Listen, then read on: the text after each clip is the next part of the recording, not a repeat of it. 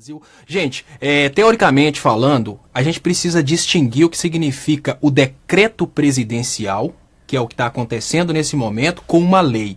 Os deputados e senadores, que são os representantes do povo e os representantes do Estado, eles precisam votar, ainda que seja uma turma que a gente não confie completamente nela, mas eles precisam votar e assinar embaixo, concordando com o que está acontecendo. Mas o decreto presidencial é diferente. O presidente emite um decreto, ou seja, ele sozinho decide o que vai acontecer e não pergunta para deputado, não pergunta para senador. O que acontece é que esse decreto tem um prazo para cair, ou seja, ele tem que ser revisado por deputados e senadores durante um certo período de tempo. Mas enquanto não acontecer essa revisão, o presidente vai vendendo.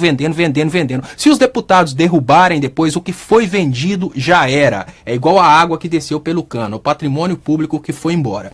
E o que o Wellington perguntou, que é muito importante, que tem sido um debate forte na internet esses dias, é a existência de um código brasileiro que proíbe a utilização das coisas que estão debaixo da terra. A gente sabe que, de acordo com a lei atual, se um brasileiro ou estrangeiro compra terra no Brasil, ele tem que ter uma responsabilidade com a função social da propriedade. Ele não pode usar de forma indiscriminada essa propriedade. Ele não pode chegar e falar, olha, eu vou comprar, por exemplo, 1 milhão de metros quadrados de terra no Brasil e vou deixar isso parado para valorizar com o tempo. Ele não pode, porque isso é especulação imobiliária, ele vai perder esse imóvel por uso capião. Ele não pode comprar um imóvel porque ele supõe que tem minério ou petróleo debaixo da terra, porque hoje o que está debaixo da terra é do povo brasileiro. Mas o que acontece, o que tem acontecido nos últimos tempos, é que o Brasil tem testemunhado mudanças constitucionais sequentes. A gente teve essa PEC da morte, a gente está tendo essa reforma trabalhista, e o próximo passo, após a venda dos grandes lotes de terra para os estrangeiros, com certeza vai ser a modificação da Constituição brasileira para permitir que esses estrangeiros tenham uso indiscriminado do que está debaixo da terra. E nisso a gente fala de petróleo, a gente fala em minerais preciosos, nas nossas Minas Gerais a gente fala, por exemplo, do nióbio, a gente tem muita coisa debaixo da terra que pertence aos brasileiros. E quando o estrangeiro comprar, a gente deixa de ter a propriedade sobre isso. E o pior, que é uma coisa muito importante, vai chegar um ponto que nós brasileiros teremos tão pouco do nosso Brasil que eles vão ter condições de ditar as regras no nosso país. É a hora que a gente fala, seremos turistas em nossa própria pátria. Esse é um debate que a gente precisa trazer para a pauta, porque se a gente olhar à luz da lei atual, realmente quem compra terra no Brasil tem direito de uso da superfície. Mas se a gente prestar atenção que durante esse pequeno período de tempo que o governo do golpe esteve no poder, ele já conseguiu mudar a Constituição a favor do neoliberalismo várias vezes. E o próximo passo vai ser essa mudança para permitir que o especulador não só tenha terras por tempo indeterminado, sem sofrer a uso capião, como também que ele tenha o poder de usar tudo que está debaixo do solo, coisa que hoje não é permitida pelo ordenamento jurídico brasileiro. E vale lembrar que isso aconteceu exatamente no momento em que as coisas do Brasil perderam o valor por causa da crise, e é exatamente no momento em que as coisas vão valorizar por causa da transposição do São Francisco. Então, lotes de terra que antes não tinham muito valor porque eram lotes áridos, eles estão lá simplesmente esperando para serem vendidos nesse momento crucial, que o povo ainda não percebeu quanto que eles valorizaram. Então os gringos vão comprar por 10% do valor. O cara compra hoje por 10 para vender daqui 2 anos por 100. Esse é o debate que a gente tem que trazer em pauta para que todo brasileiro fique sabendo. Mas enfim, uma coisa muito importante que vocês mencionaram é a questão da intervenção militar. O porquê a intervenção militar foi cogitada por uma pessoa de tamanho peso quanto o Muniz Bandeira? Existe uma sombra na cabeça das pessoas a respeito do governo militar. As pessoas têm muito medo daquilo que aconteceu em 64, mas o que o Muniz quer dizer é que as Forças Armadas talvez precisem intervir no que está acontecendo hoje no Congresso. Gente, vamos raciocinar o que está acontecendo no país. O que está acontecendo no Brasil hoje é a exata denominação da ditadura. A gente tem um conluio entre Supremo Tribunal Federal, Congresso Nacional e Executivo. Qual que seria uma lógica de funcionamento de um governo federativo como o Brasil? A gente deveria ter oposição brigando contra aquilo que ela não concorda, mas uma oposição de peso. A partir do momento que o presidente da República tem 2/3 do Congresso Nacional e tem a aprovação do Supremo Tribunal Federal, ele consegue modificar a Constituição da forma que ele quiser, ele consegue inclusive modificar a Constituição nas tão famosas cláusulas pétreas, que são as cláusulas modificáveis da Constituição. Porque a partir do momento que o Congresso Nacional faz alguma coisa e o STF não barra, aquilo vira lei, gente. Então o que acontece no Brasil hoje é muito simples. Nós temos o Poder Executivo, que tem maioria absoluta e maioria qualificada no Congresso Nacional. Então esse Supremo Tribunal Federal, esse Executivo, ele tem poder de reforma constitucional, inclusive em áreas que a Constituição não pode ser reformada, porque ele tem também maioria absoluta no Supremo Tribunal Federal. O que eu estou querendo dizer com vocês é que não existe Constituição Federal a partir do momento que o presidente tem o poder de modificar a Constituição da forma que ele quiser, que até os revisores da Constituição Federal, digo, o Supremo Tribunal Federal, ele também está com o governo. Então, vamos falar uma coisa muito absurda.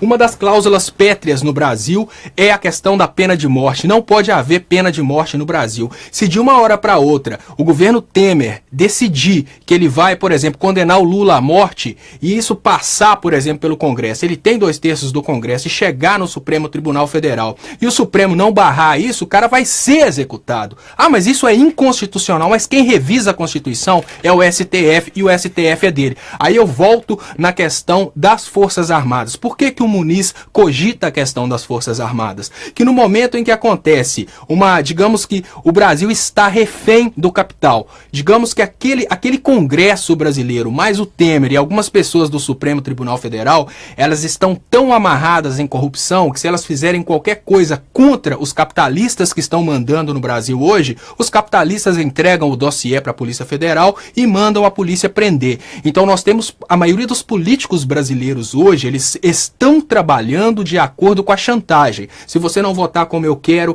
eu te entrego e você vai preso. Nessa situação, não podemos esperar que exista qualquer tipo de decisão democrática a favor do povo brasileiro, porque se um político tentar ir a favor do povo, ele vai preso porque ele tem um passado sujo. E quem sabe esse passado sujo do político é exatamente os chantagistas que são donos dos grandes capitais, exatamente porque foram eles que deram as propinas e guardaram as provas. Então como é que a coisa acontece hoje? Se não tivermos uma intervenção militar no sentido de redemocratizar o país, ou seja, fazer novas eleições para que o brasileiro tenha condições de votar de forma limpa e digamos que redemocratizar inclusive a mídia, para que a Globo não influencie mais uma vez na cabeça do brasileiro, se isso não acontecer, a gente não pode esperar que o Congresso corrupto, que um presidente corrupto e que um STF completamente acovardado faça alguma coisa pelo povo brasileiro, porque é muito mais fácil você proteger um milionário do que você proteger um pequeno. É isso que o Muniz quis dizer. Eu estou recapitulando de uma forma mais simples de entender o porquê uma pessoa tão importante do peso do Muniz cogitou a intervenção militar, a participação das Forças Armadas nessa reorganização da ordem. Então, o que eu penso a respeito de tudo isso que está sendo cogitado hoje é o seguinte, gente. Durante muitos e muitos anos, a mídia e a percepção popular têm se voltado contra as Forças Armadas e isso tem sido ruim pra gente. Porque, por exemplo, o chefe-geral das Forças Armadas no Brasil, Vilas Boas, ele nem mandou pra gente um vídeo, porque ele conhece a forma como a população entende a participação das Forças Armadas. O que a gente nós precisamos fazer é diferente. Nós precisamos de trazer as Forças Armadas para o nosso lado, porque o tirano, ele está com as Forças Armadas do lado dele. Tanto é que todas essas medidas previdenciárias, essas medidas de escravização da população, elas não afetam as Forças Armadas. Por quê? Porque o tirano está conquistando as Forças Armadas. Mas a gente tem que pensar o seguinte, os militares são nacionalistas, eles não querem entregar o Brasil, mas o povo também está com um pouco de medo dos militares e isso tem sido provocado de forma a levar os militares exatamente para o lado dos tiranos. Tipo, vamos manter os militares para nos proteger e vamos deixar o povo contra os militares. Isso tem sido arquitetado de uma forma bem, assim, digamos que covarde. E uma coisa muito importante, se há uma intervenção militar no sentido de redemocratizar o país, antes que tudo isso aconteça, eles têm condição de mudar muitas coisas, inclusive suspender essa indicação do Alexandre de Moraes para o Supremo Tribunal Federal. Isso é uma coisa que os militares, tomando o poder e redemocratizando o país, né, dando para o país a oportunidade de votar novamente para presidente, deputados e senadores, isso é completamente possível porque eles têm o poder de declarar isso ilegítimo e falar, não, a partir de agora o próximo presidente que vai decidir quem que vai ser o indicado para o Supremo Tribunal Federal. Isso é muito importante. Agora eu gostaria de dar para vocês dicas a respeito de onde a gente pode chegar. 2 países que eu gostaria de exemplificar aqui.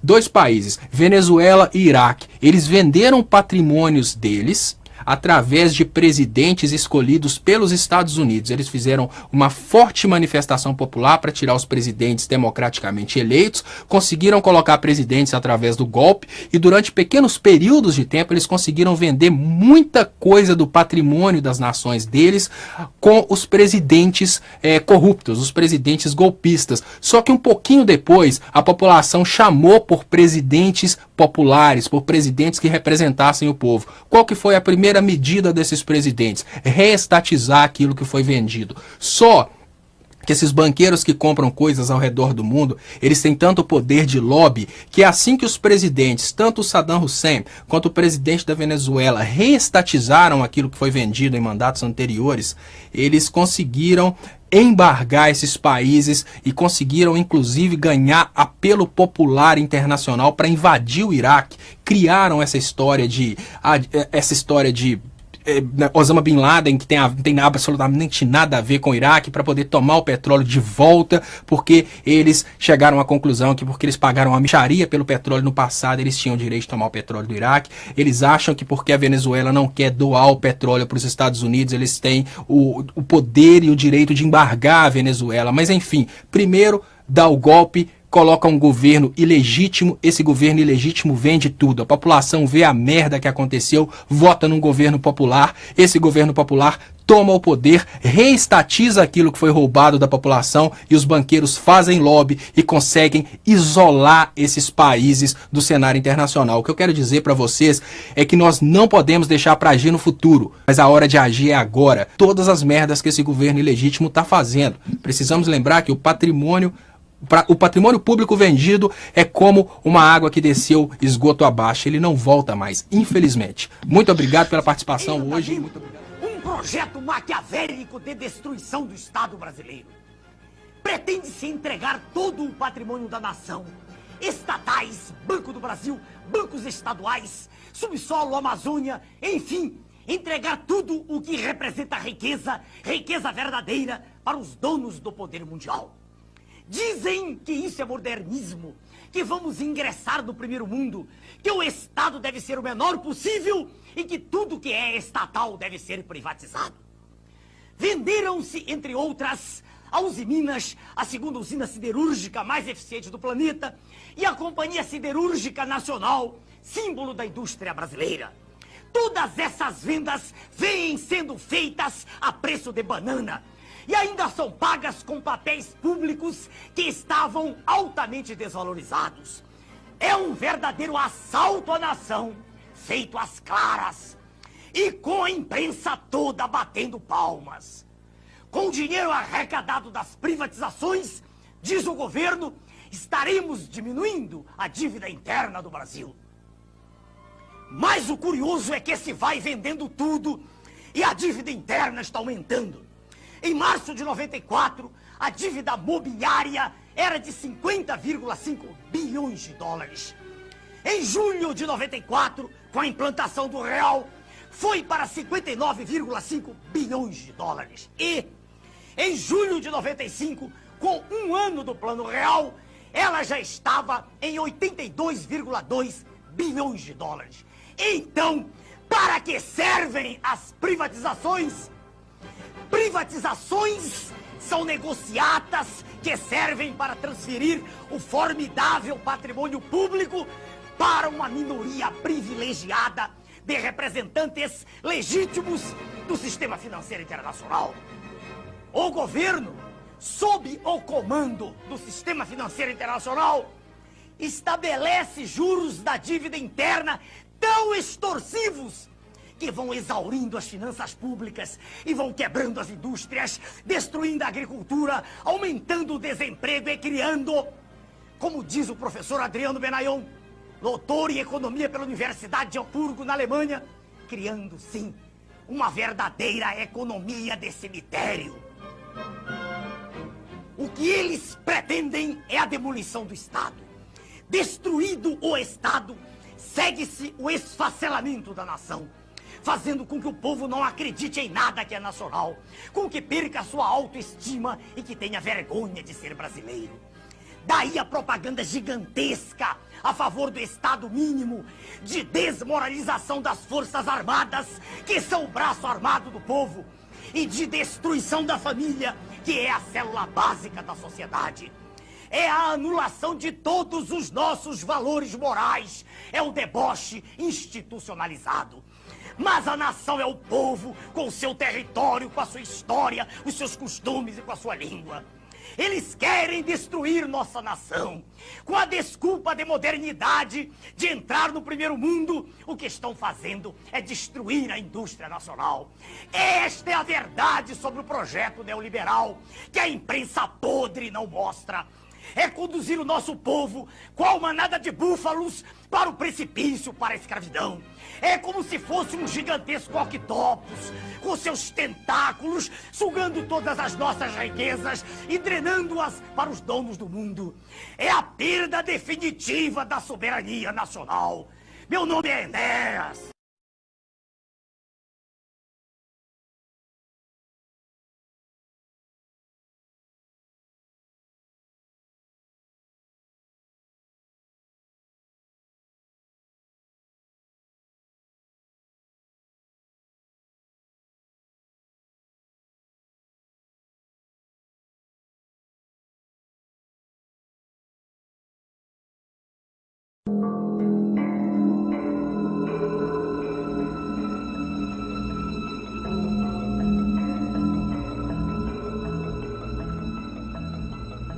We economic hitmen really have been the ones responsible for creating this first truly global empire.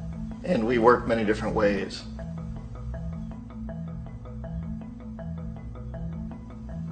But perhaps the most common is that we will identify a country that has resources our corporations covet, like oil, and then arrange a huge loan to that country from the World Bank or one of its sister organizations. But the money never actually goes to the country. Instead, it goes to our big corporations to build infrastructure projects in that country, power plants, industrial parks, ports, things that benefit a few rich people in that country, in addition to our corporations, but really don't help the majority of the people at all. However, those people, the whole country is left holding a huge debt. It's such a big debt they can't repay it, and that's part of the plan. They can't repay it. And so at some point we economic hitmen go back to them and say, listen, you owe us a lot of money, can't pay your debts, so sell your oil real cheap to our oil companies. Allow us to build a military base in your country, or send troops in support of ours to someplace in the world like Iraq, or vote with us on the next UN vote. To have their electric utility company privatized and their water and sewage system privatized and sold to U.S. corporations or other multinational corporations. So there was that whole mushrooming thing, and it's so typical of the way the IMF and the World Bank work, that you put a country in debt, it's such a big debt it can't pay it, and then you offer to refinance that debt and pay even more interest. And you demand this quid pro quo, which you call a conditionality or good governance, which means basically that they've got to sell off their resources, including many of their social services, their utility companies, their school systems sometimes, their penal systems, their insurance systems to foreign corporations.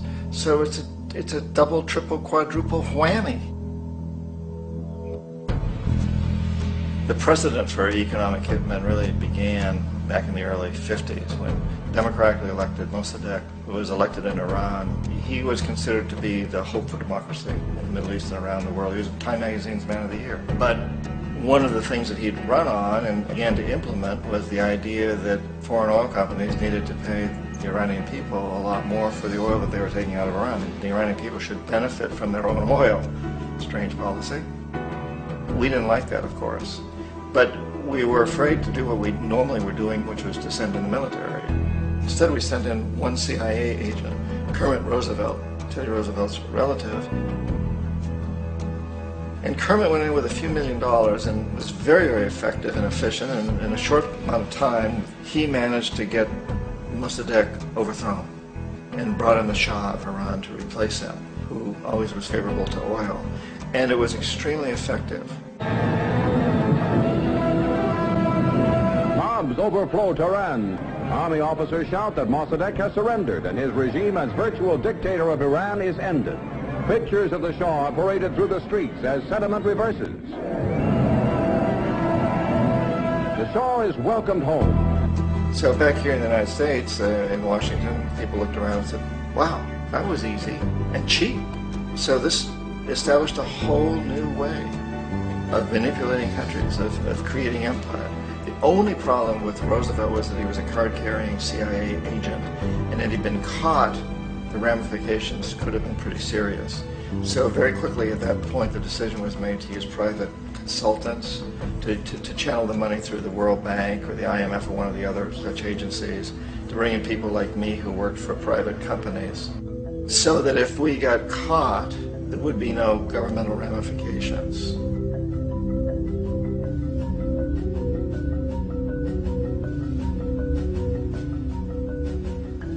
When Arbenz became president of Guatemala, the country was very much under the thumbs of United Fruit Company, the big international corporations. And Arbenz ran on this ticket that says, you know, we want to get the land back to the people. And once he took power, he was implementing policies that would do exactly that, give the land rights back to the people.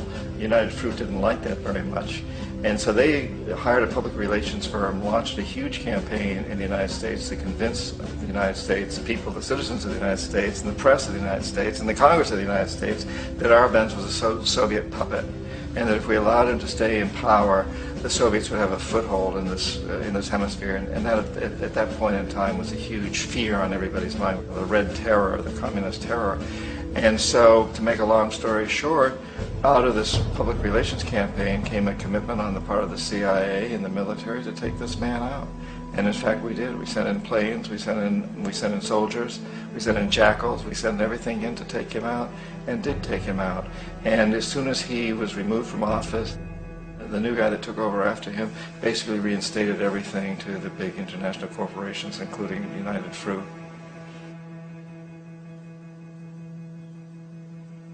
Ecuador for many, many years had been ruled by pro-U.S. dictators, often relatively brutal. Then it was decided that they were going to have a truly democratic election. Jaime Roldos ran for office, and his main goal, he said, as president would be to make sure that Ecuador's resources were used to help the people. And he won, overwhelming, by more votes than anybody had ever won anything in Ecuador. And he began to implement these policies to make sure that the profits from oil went to help the people. Well, we didn't like that in the United States. I was sent down as one of several economic hitmen to change Roldos, to corrupt him, to bring him around, to let him know, you know, okay, you know, you can get very rich, you and your family, if you play our game, but if you continue to try to keep these policies you've promised, you're going to go. He wouldn't listen. He was assassinated. As soon as the plane crashed, the whole area was cordoned off. The only people allowed in were U.S. military from a nearby base and some of the Ecuadorian military. When an investigation was launched, two of the key witnesses died in car accidents before they had a chance to testify. A lot of very, very strange things that went on around the assassination of Jaime Roldos.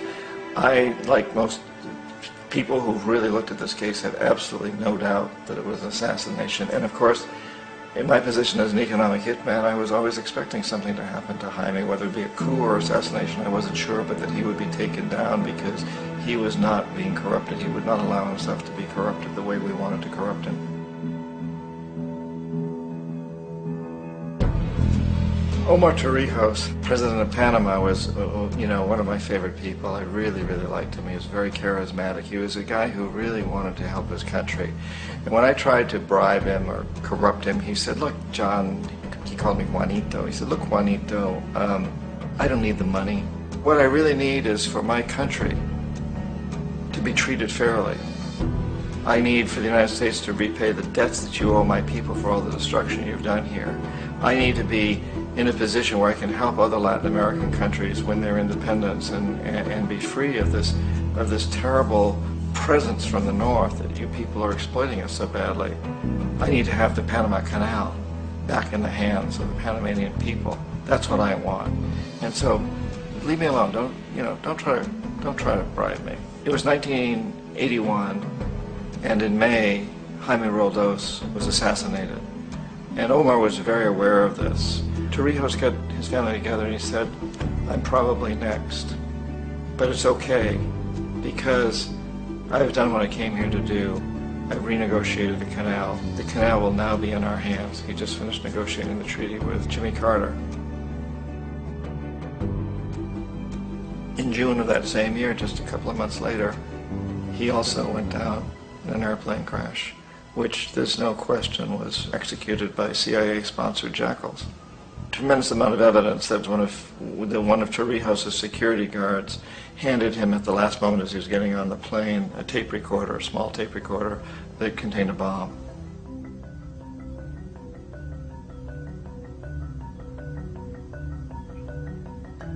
It is interesting to me how this system has continued pretty much the same way for years and years and years, except the economic hitmen have got better and better and better.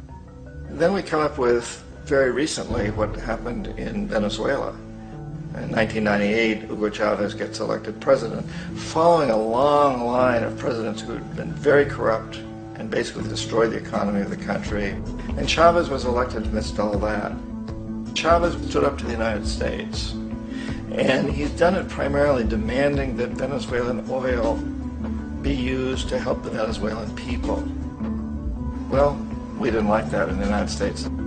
So in 2002, a coup was staged, which there's no question in my mind, and most other people's minds, that the CIA was behind that coup.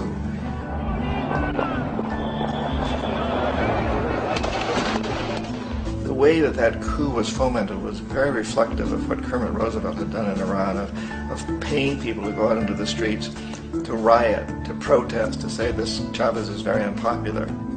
If you can get a few thousand people to do that, television can make it look like it's the whole country, and things start to mushroom. Except in the case of Chavez, he was smart enough, and the people were so strongly behind him that they overcame it, which was a phenomenal moment in the history of Latin America.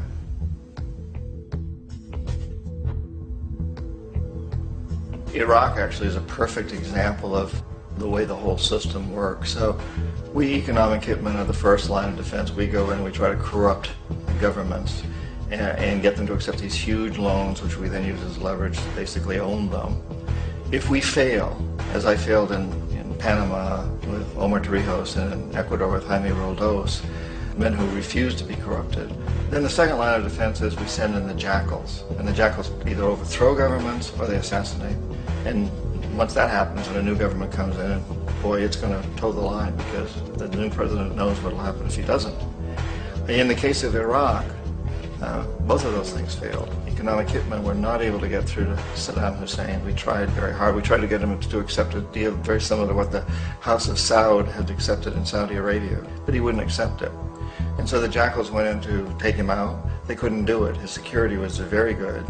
After all, he had one time worked for the CIA. He'd been hired to assassinate a former president of Iraq and failed, but he knew the system. So in '91, we send in the troops and we take out the Iraqi military. So we assume at that point that Saddam Hussein is going to come around. We could have taken him out, of course, at that time, but we didn't want him. He's the kind of strong man we like. He controls his people. We thought he could control the Kurds and keep the Iranians in their border and keep pumping oil for us. And that once we took out his military, now he's going to come around. So the economic hitmen go back in the 90s without success. If they'd had success, he'd still be running the country. We'd be selling him all the fighter jets he wants and everything else he wants. But they couldn't. They didn't have success. The Jackals couldn't take him out again, so we sent the military in once again, and this time we did the complete job and took him out, and in the process created for ourselves some very, very lucrative construction deals. We had to reconstruct a country that we'd essentially destroyed, which is a pretty good deal if you own construction companies, big ones. So, you know, Iraq shows the three stages. The economic hitmen failed there, the Jackals failed there, and as a final measure, the military goes in. And in that way, we've really created an empire, but we've done it very, very subtly. It's clandestine. All the empires of the past were built on the military, and everybody knew they were building them. So the British knew they were building them, the French, the Germans, the Romans, the Greeks. And they were proud of it, and they always had some excuse like spreading civilization, spreading some religion, something like that. But they knew they were doing it. We don't. The majority of the people in the United States have no idea that we're living off the benefits of a clandestine empire, that today there's more slavery in the world than ever before. And then you have to ask yourself, well, if it's an empire, then who's the emperor? Obviously, our presidents of the United States are not emperors. An emperor is someone who's not elected, doesn't serve a limited term, and doesn't report to anyone, essentially. So you can't classify our presidents that way. But we do have what I consider to be the equivalent of the emperor, and it's what I call the corporatocracy. The corporatocracy is this group of individuals who run our biggest corporations, and they really act as the emperor of this empire. They control our media, either through direct ownership or advertising.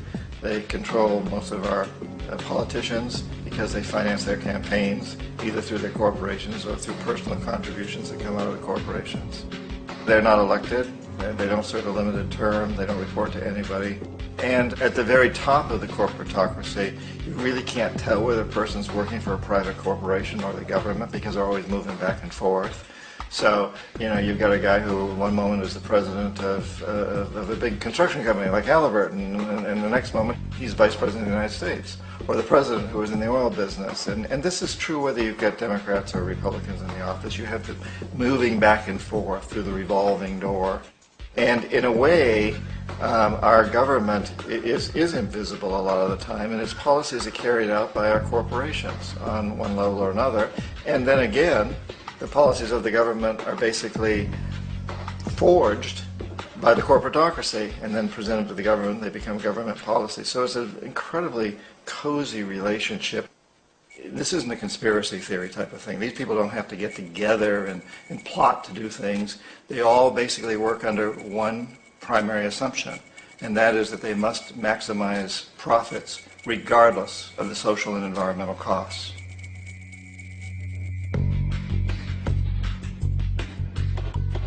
This process of manipulation by the corporatocracy through the use of debt, bribery, and political overthrow is called globalization.